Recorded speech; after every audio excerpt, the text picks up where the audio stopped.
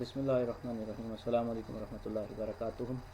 आज के लेक्चर के अंदर हम नॉर्मलाइजेशन को देखेंगे। लास्ट लेक्चर में हमने थोड़ा सा एक ओवरव्यू देखा था कि नॉर्मलाइजेशन हम क्यों करते थे, किस लिए हमें ज़रूरत पेश आती थी। ईआरडी डायग्राम की हम जब बातें कर रहे थे सो हम वहाँ पर नॉर्मलाइजेशन को हमने थोड़ा सा टच किया था।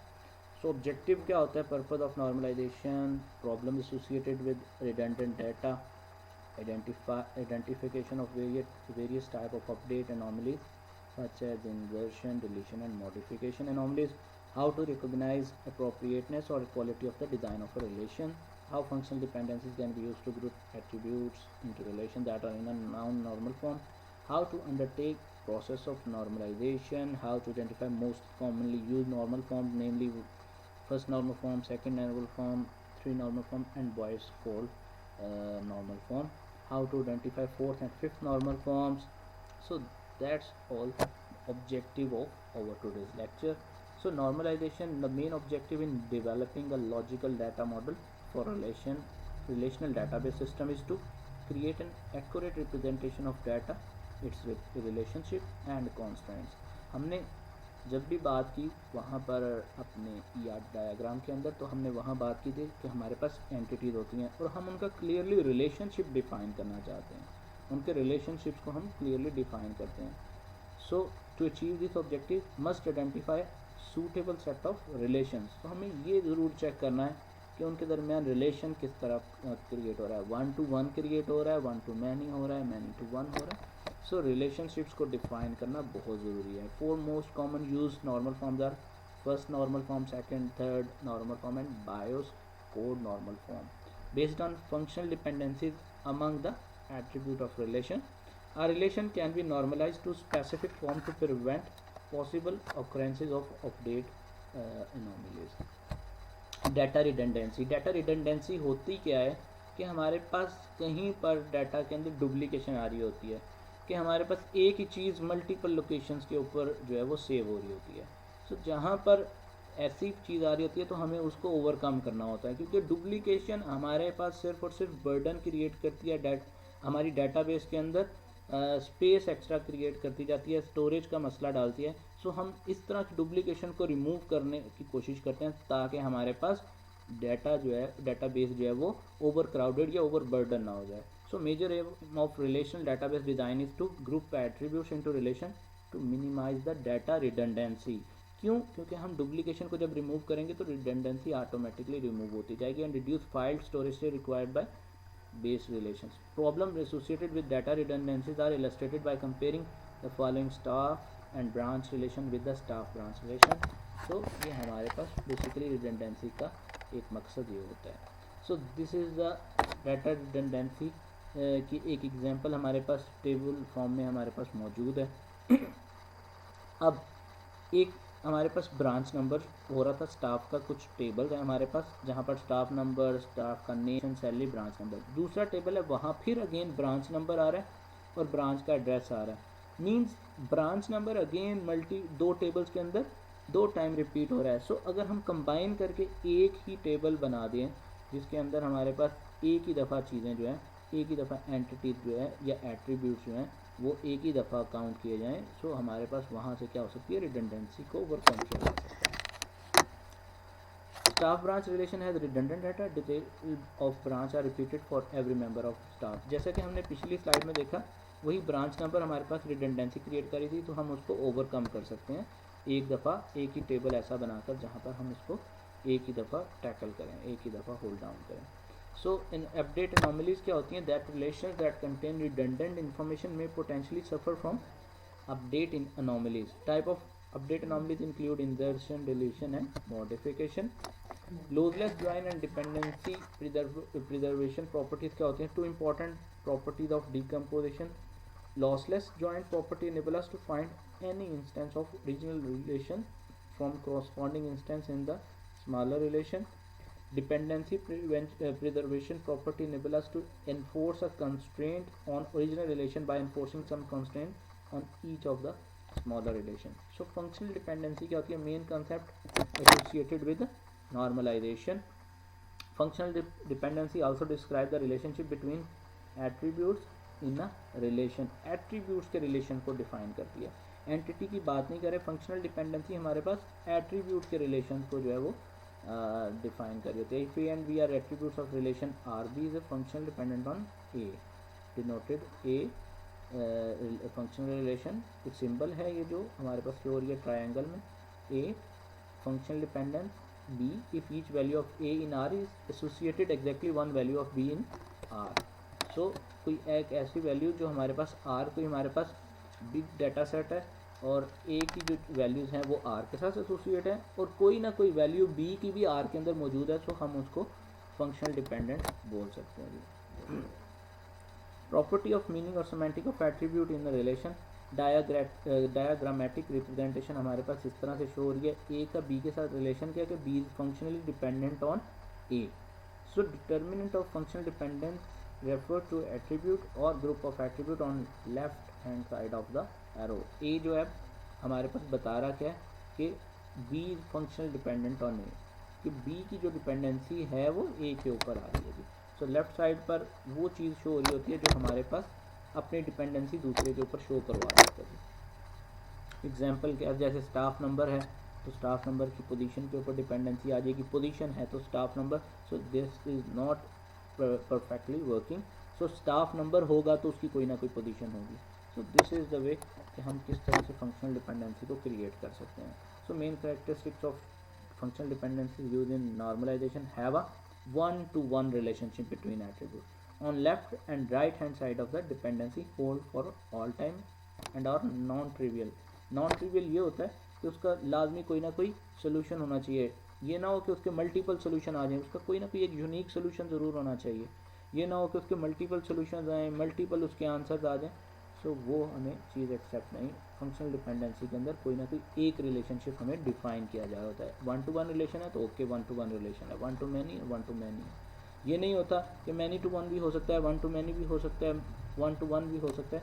ऐसी पॉसिबिलिटी नहीं कि एक ही चीज़ की, एक ही एट्रीब्यूट के मल्टीपल रिलेशन हमारे पास आ सकते हैं। सो complete set of functional dependencies for a given relationship can be very large. Important to find an approach that can reduce that to manageable size. Need to identify set of functional dependencies X for a relation that is smaller than complete set of functional dependencies Y for that relation and has a property that every functional dependency in Y is implied by functional dependency in X. Exactly कि हमने वही बात की A and B की, जिस तरह हमने previous example के अंदर रखा कि B जो है वो टोटली डिपेंडेंट कर रहा था, फंक्शनल डिपेंडेंसी क्रिएट कर रहा था A के ऊपर। तो यहाँ X एंड Y के थ्रू हम इस एग्जांपल को एलैबोरेट कर रहे थे। So there is no big difference here. So let A, B and C be subset of attribute of relation R. Amongst Armstrong's axiom are as follow.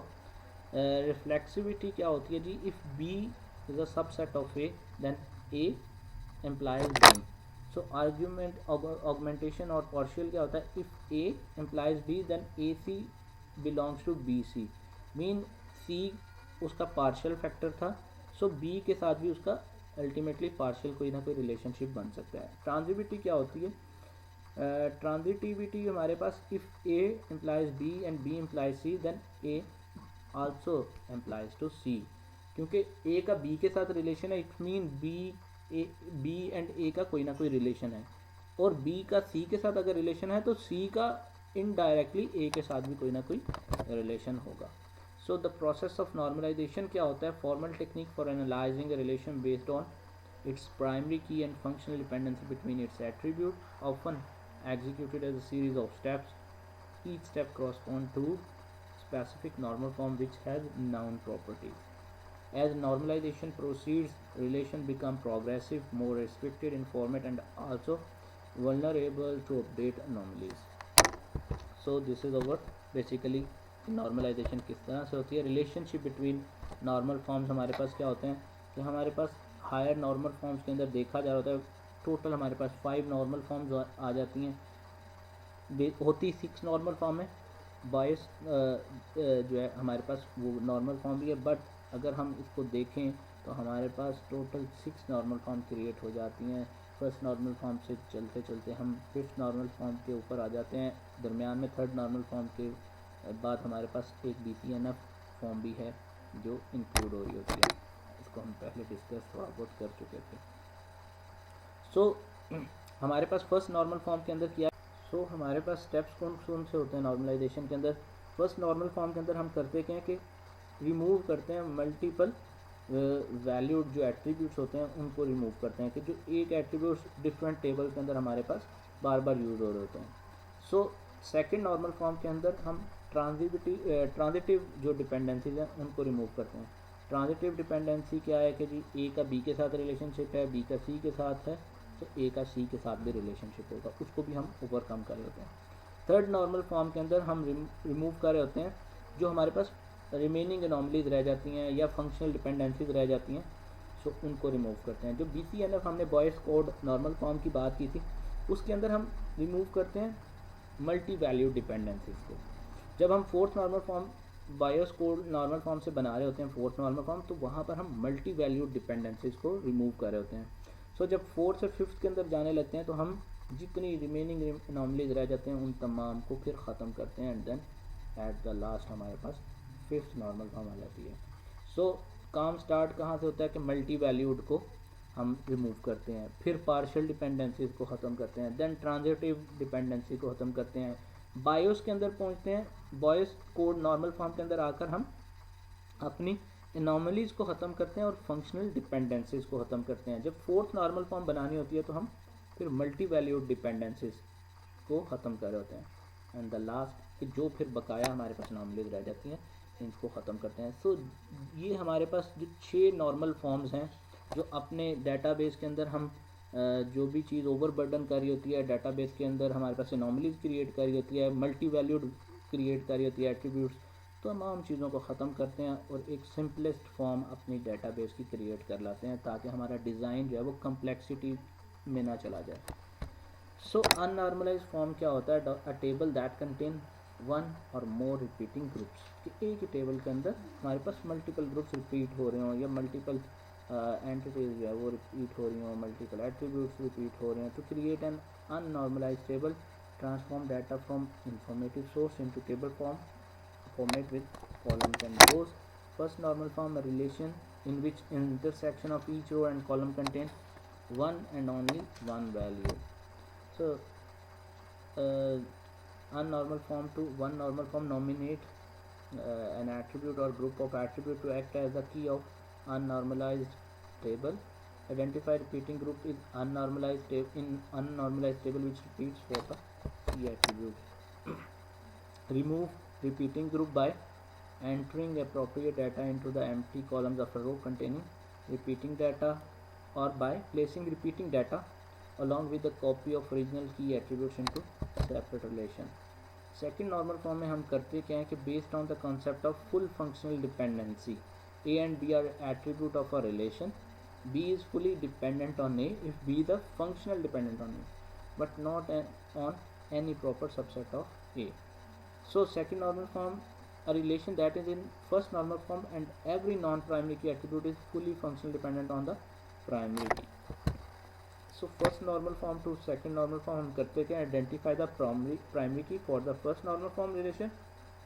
Identify the functional dependencies in the relation.